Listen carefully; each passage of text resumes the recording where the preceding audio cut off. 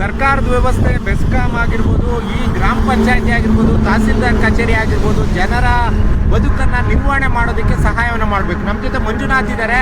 ಮಂಜುನಾಥ್ ಅವರೇ, ಯಾವ ಊರು ನಿಮ್ಮದು? ತವರು ಮಳೆಹಳ್ಳಿಲಿ ನೀವು ಈಗ ನಿಮ್ಮ ಮನೆ ಮುರಿದೋಗಿದೆ, ಅಲ್ಲಿ ಬಿದ್ದೋಗಿದ್ಯಾ? ಮನೆ ಬಿದ್ದೋಗಿದೆ. ಈ ಜಾಗ ನಿಮ್ದೆ?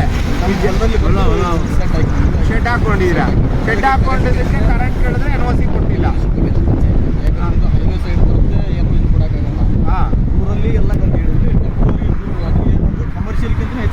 ಕರೆಂಟ್ ಬಿಲ್ ಬರ್ತಾ ಇದೆ ನೋಡಿ. ಒಂದು NOC ಅನ್ನ ಯಾಕೆ ಕೇಳ್ತಾರೆ? ದೊಡ್ಡ ಒಂದು ಹೋಟ್ಲು ಮಾಡೋದಕ್ಕೆ, ಮತ್ತೆ ಒಂದು ಏನೋ ಒಂದು ದೊಡ್ಡದು ಏನೋ ಇಂಡಸ್ಟ್ರಿ ಮಾಡೋದಕ್ಕೆ, ಅದಕ್ಕೆ ಇದಕ್ಕೆ ಮುಂತಾದಕ್ಕೆ NOC ಕೇಳ್ತಾರೆ.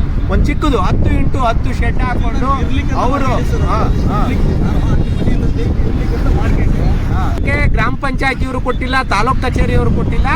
ಕೊನೆಗೆ ಇವನು ಒಳ್ಳೆ ಬೆಸ್ಕಾಂ ಅವರು NOC ಇಲ್ಲದಕ್ಕೆ ಅವರು ಒಳ್ಳೆ ಲೈನ್ ಹಾಕಿ ಒಂದು ವಿದ್ಯುತ್ ಕೂಡ ಹರಿಸಿಲ್ಲ ನೋಡಿ. ಇಲ್ಲೆಲ್ಲ ವೈರು ಕಿತ್ತೋಗಿದೆ, ವೈರೆಲ್ಲ ಕಿತ್ತೋಗಿ ಬಿದ್ದೋಗಿ 2 ತಿಂಗಳಾಗಿದೆ. ಇಲ್ಲೇನಾದ್ರೂ ತೋಟದಲ್ಲಿ ಯಾರಾದ್ರೂ ಹೊಲದಲ್ಲಿ ಹೋಗ್ಬಿಟ್ಟು ಕೃಷಿ ಮಾಡ್ತಾ ಇದ್ದಾರೆ, ಇದೇನಾದ್ರೂ ಸಂಪುಟ ಏನಾದ್ರು ಗ್ರೌಂಡ್ ಆಗಿ ಅಲ್ಲೇ ವಿದ್ಯುತ್ ಶಾಕ್ ಹೊಡೆದ್ರೆ ಯಾರು ಹಾಕ್ತಾರೆ ಹೊಣೆ?